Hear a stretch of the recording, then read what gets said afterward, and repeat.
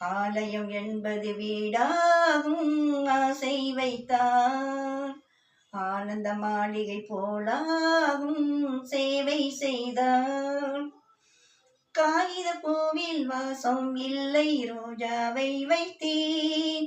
காதல் கொண்ட ராணியின் பக்கம் ராஜாவை வைத்தேன். காகித பூவில் வாசம் இல்லை ரோஜாவை வைத்தேன். காதல் கொண்ட ராணியின் பக்கம் ராஜாவை வைத்தேன்.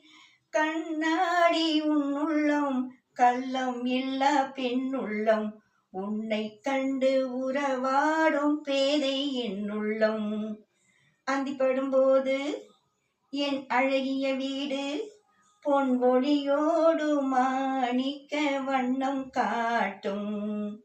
வெண்ணிலவு வந்து என் இல்லத்தை கண்டு